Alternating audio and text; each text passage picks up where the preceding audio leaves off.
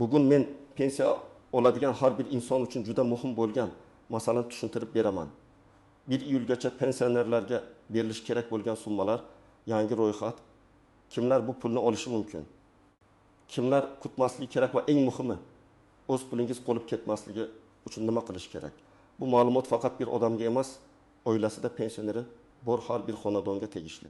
Chunki ko'p hollarda odamlar o'ziga tegishli to'lov borligini bilmaydi, hujjat topshirmaydi.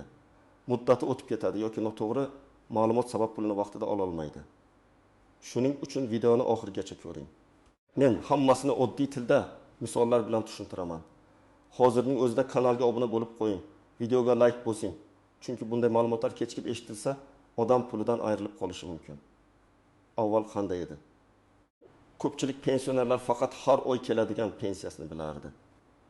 Yoshga doir pensiya, nogironlik pensiyasi yoki bo'g'uvchini yo'qotganlik pensiyasi. Odamlar pensiya kartaga tushsa yoki pochtachi olib kelsa, shu bilan ish bitdi deb o'ylardi. Lekin amalda ayrim hollarda pensionerga qo'shimcha to'lov, qayta hisob-kitobdan chiqqan farq, kompensatsiya, kechiktirilgan summa yoki ijtimoiy yordam puli ham tegishli bo'lishi mumkin. Endi asosiy o'zgarish shundaki, 1 iyulgacha ayrim toifadagi pensionerlar bo'yicha ro'yxatlar qayta ko'rib chiqilishi, ma'lumotlar surishtirilishi va kimga qancha summa berilishi kerakligi aniqlanishi mumkin. Bu yerda eng muhim narsa shuki, har pensioner avtomatik ravishda pul oladi deb o'ylash xato. Ba'zi to'lovlar avtomatik chiqadi, ba'zilari esa hujjat, ariza, ma'lumotnoma yoki tekshiruvdan keyin beriladi. Men ekspert sifatida doim bir narsani aytaman. Pensiya masalasida og'zaki gapga ishonib qolmang. Hammaga berilarkan, falon summa tusharkan, 1 iyulgacha hamma pensioner pul olarkan degan gaplar ko'p tarqaladi. Lekin amalda pul kimga, nima asosda, qaysi hujjat bilan va qaysi ro'yxat bo'yicha berilishini aniq bilish kerak. Aks holda odam bekorga kutadi, vaqt yo'qotadi yoki o'ziga tegishli summani talab qilmay qoladi. Pensiya tizimida eng ko'p uchraydigan muammo ma'lumotlarning to'liq bo'lmasligidir. Masalan, pensionerning ish staji eski mehnat daftarchasida bor, lekin elektron bazada to'liq ko'rinmasligi mumkin. Yoki odam bir necha yil oldin ish joyidan maosh olgan, lekin arxiv hujjatlari vaqtida kiritilmagan. Yoki nogironlik guruhi bo'yicha imtiyoz bor, lekin tasdiqlovchi hujjat yangilanmagan. Ana shunday vaziyatlarda pensiya kam hisoblangan, qo'shimcha to'lov chiqmagan yoki qayta hisob-kitob qilinmagan bo'lishi mumkin. Yangi ro'yxat deganda odatda shunday holatlar nazarda tutiladi. Kimning pensiyasi qayta ko'rib chiqiladi? Kimga farq to'lanadi? Kim ijtimoiy yordam olish huquqiga ega? Kimning ma'lumoti yangilanishi kerak? Kimning hujjati yetishmayapti?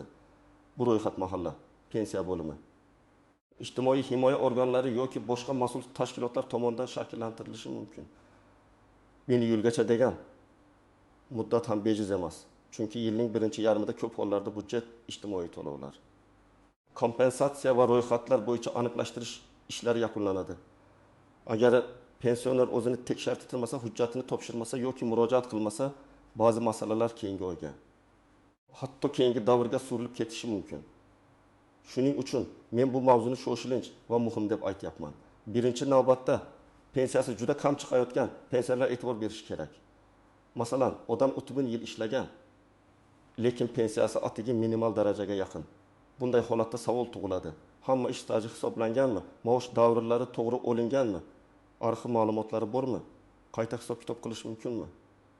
Agar 30 yillik mehnat faqat 20 yil sifatida bazada turgan bo'lsa, pensiya tabiiy ravishda kam bo'ladi. Bu esa oyma-oy yo'qotilayotgan pul degani. Ikkinchi toifa nogironligi bo'lgan pensionerlar.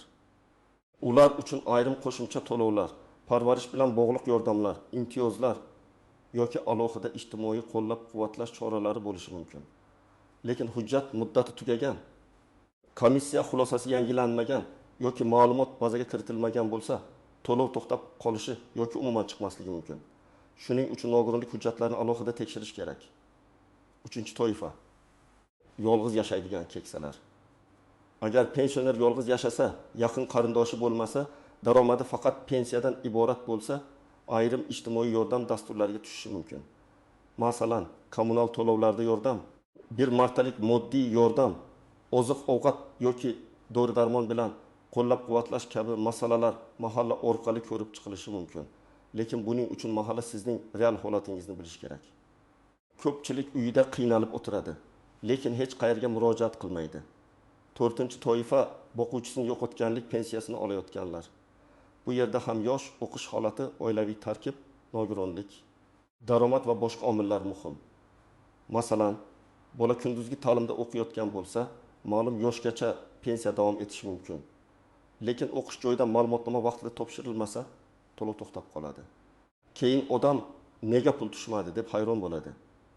5-toifa pensiyaga yaqinda chiqqanlar. Pensiya yangi tayinlanganda ayrim hujjatlar keyinroq topiladi. Masalan, bir odam pensiyaga chiqqan paytda eski korxonasining arxiv hujjati yo'q edi. Keyin arxivdan ma'lumot topildi va maoshi yuqoriroq bo'lgan davr tasdiqlandi. Bunday vaziyatda pensiya qayta hisoblanishi va farq summasi chiqishi mumkin.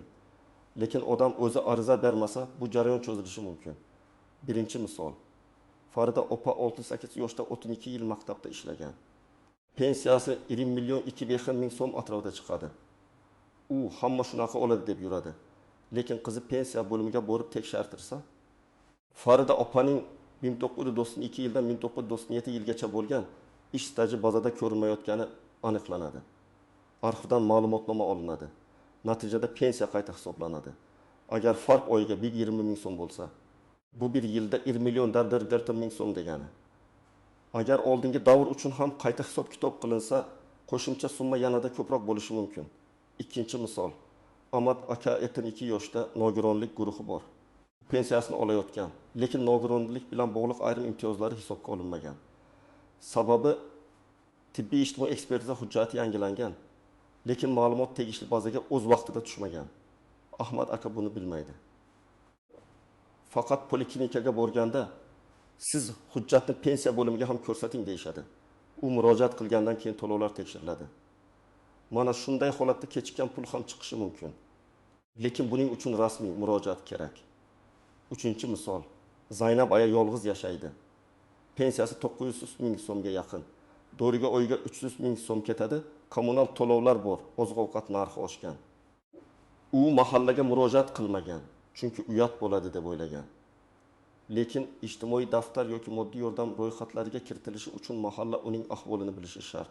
Agar mahalla faollari ijtimoiy xodim yoki hokim yordamchisi holatni o'rganib, hujjatlarni rasmiylashtirsa, Zaynab ayaga bir martalik yordam yoki boshqa ko'mak berilishi mumkin.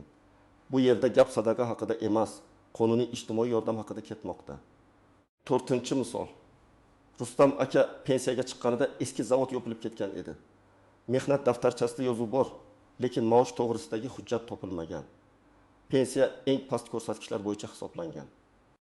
Keyin u arxivga murojaat qiladi. Zavodning hujjatlari viloyat arxivida saqlanayotganini biladi. Ma'lumotnoma olgach, uning o'rtacha ish haqi yuqori bo'lgan davrlar tasdiqlanadi. Pensiya qayta hisoblanganda oyiga 190 ming so'm qo'shiladi. Bu juda katta farq bo'lib ko'rinmasligi mumkin, lekin pensioner uchun har oy dori yoki oziq-ovqat puli degani. 5-misol. Bir oilada boquvchisini yo'qotganlik pensiyasi olayotgan talaba bor. U kollej yoki universitetda kunduzgi bo'limda o'qiydi. Lekin yangi o'quv yili uchun ma'lumotnomani vaqtida topshirmaydi. Natijada pensiya to'xtaydi. Keyin hujjat topshirilgach, to'lov tiklanishi mumkin, ammo vaqt ketadi, asab ketadi. Oila rejalashtirgan pulidan vaqtincha ayriladi. Shuning uchun hujjatlarni oldindan tayyorlash eng to'g'ri yo'l.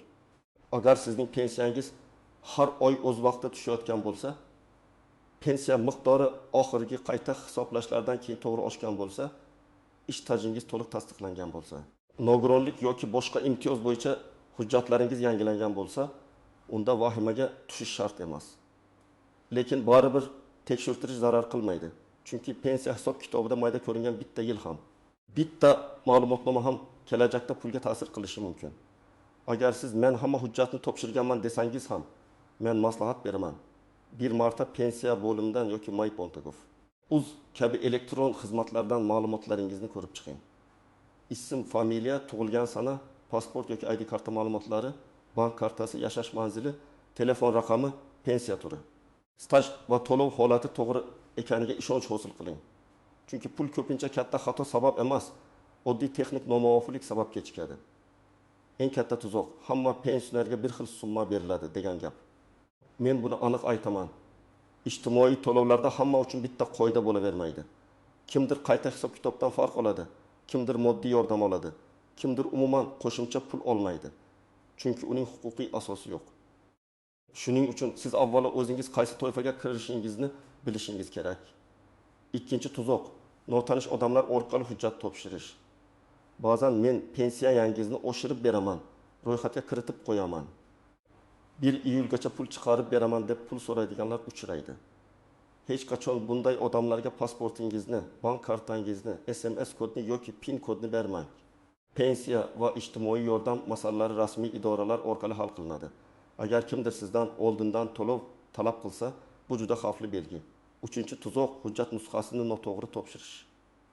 Mehnat daftarchasining hamma sahifasi emas, faqat birinchi sahifasi beriladi. Yoki arxiv ma'lumotnomasida Muh aniq emas, yoki ism bir joyda Muhammadjon, boshqa joyda Mamatjon deb yozilgan. Bunday kichik farqlar ham tekshiruvni to'xtatib qo'yishi mumkin. Shu sababli hujjat topshirishdan oldin har bir sahifani diqqat bilan tekshirish kerak. 4-tuzoq, bank kartasi bilan bog'liq muammo. Ayrim pensionerlar kartasi muddat tugaganini bilmaydi. Pensiya hisoblangan bo'lsa ham, karta ishlamasa, pulni olish qiyinlashadi. Bankka borib kartani yangilash kerak bo'ladi. Agar pensioner yura olmasa, yaqin qarindoshi ishonchnoma bilan yordam berishi mumkin. Lekin ishonchnoma ham qonuniy tartibda rasmiylashtirilishi lozim. 5-tuzoq, yashash manzili o'zgargan bo'lsa ham idoralarga xabar bermaslik. Masalan, pensioner boshqa tumanga ko'chib o'tgan, lekin pensiya hujjatlari eski manzilda qolgan. Mahalla ro'yxatida boshqa joyda turadi, bank ma'lumotida boshqa joy ko'rsatilgan. Natijada ijtimoiy yordam ro'yxatiga kiritishda chalkashlik chiqadi. Shuning uchun manzil o'zgarganda buni rasmiy bazalarda ham yangilash kerak. Pensiya va qo'shimcha to'lov masalasida eng nozik jihat shuki, har bir holat alohida ko'riladi. Bir qo'shningiz pul oldi, siz olmadingiz, demak sizdan pul yashirishdi degani emas. Balki qo'shningizning staji qayta hisoblangandir. Nogironlik hujjati bo'yicha farq chiqqandir yoki u moddiy yordam ro'yxatiga kirgandir. Sizning holatingizda esa boshqa hujjat yetishmayotgan bo'lishi mumkin. Yana bir muhim narsa, ayrim to'lovlar pensiya emas, ijtimoiy yordam bo'lishi mumkin. Odamlar buni aralashtirib yuboradi. Pensiya doimiy oylik to'lov bo'lsa, moddiy yordam bir martalik yoki ma'lum muddatga berilishi mumkin. Kompensatsiya esa aniq sababga ko'ra beriladi. Qayta hisob-kitob farqi esa oldin noto'liq yoki kam hisoblangan summaning keyin to'lanishi bo'lishi mumkin. Shuningdek, pensioner ishlayotgan bo'lsa, ayrim holatlarda hisob-kitob tartibi boshqacha bo'lishi mumkin. Ishlayotgan pensionerning daromadi borligi ijtimoiy yordamga ta'sir qilishi mumkin. Lekin bu uning pensiya olish huquqini avtomatik yo'q qilmaydi. Bu masalani ham alohida tekshirish kerak. Endi eng muhim qismga kelamiz. Siz nima qilishingiz kerak? Men buni oddiy ro'yxat qilib tushuntiraman, lekin har bir qadamni jiddiy bajaring. Birinchi qadam, hujjatlaringizni yig'ing.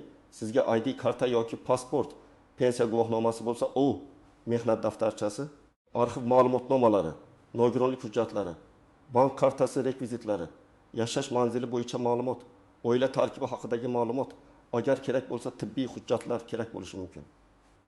Hamma hujjatning nusxasini alohida papkaga solib qo'ying. Ikkinchi qadam, pensiya bo'limiga murojaat qiling. Borib shunday deb so'rang: mening pensiyam bo'yicha ish staji, maosh davrlari va qo'shimcha to'lovlar qayta tekshirib berilsin. 1 iyulgacha shakllanayotgan ro'yxatlarda mening holatim bor yo'qligi aniqlab berilsin. Buni og'zaki aytish bilan cheklanmay, imkon bo'lsa yozma ariza qoldiring. Yozma ariza bo'lsa, sizda murojaat qilganingizni tasdiqlovchi asos bo'ladi. 3-qadam, mahallaga boring. Ayniqsa siz yolg'iz yashasangiz, pensiyangiz kam bo'lsa, dori-darmon xarajatingiz ko'p bo'lsa, nogironlik bo'lsa yoki uy sharoitingiz og'ir bo'lsa, mahalladagi mas'ullarga aniq ayting. Mening ijtimoiy yordam olish imkoniyatimni o'rganib bering, ro'yxatlarga kiritilishim mumkinmi deb so'rang. Uy sharoitingizni ko'rishlari, dalolatnoma tuzishlari yoki tegishli tizimga kiritishlari mumkin.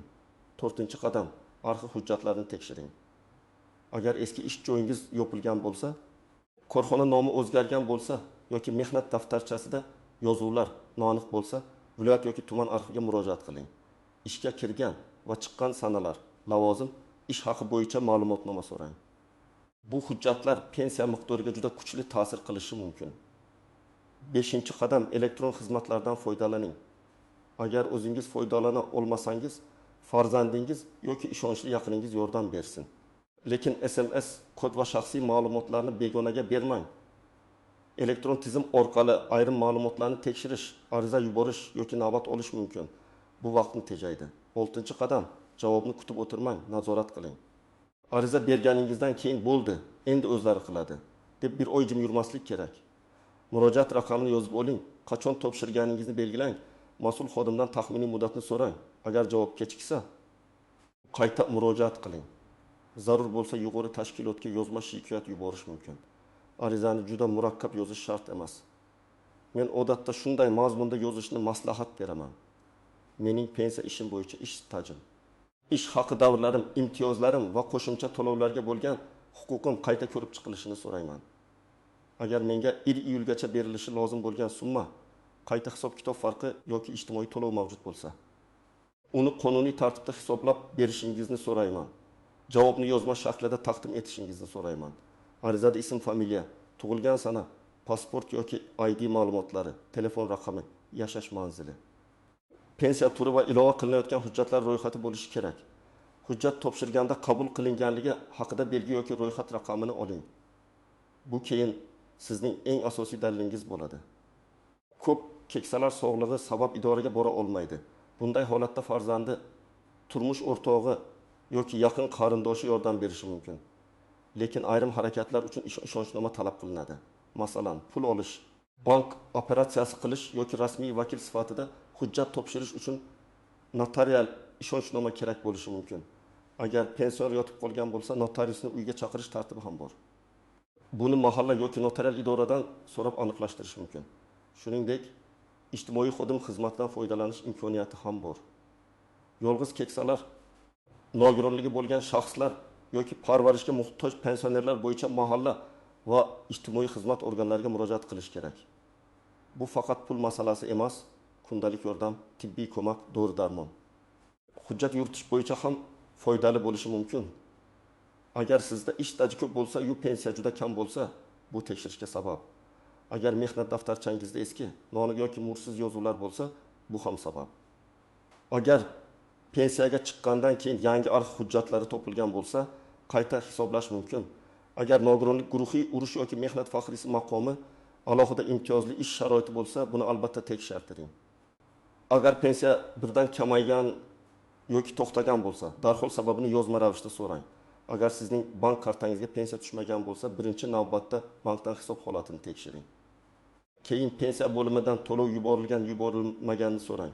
Ba'zan muammo bank tomonidan bo'ladi, ba'zan pensiya bo'limida, ba'zan esa karta muddati tugagan bo'ladi. Har birini alohida tekshirish kerak. Telegram yoki boshqa joylarda hamma pensionerga falon million so'm beriladi degan xabar ko'rsangiz, darhol ishonmang.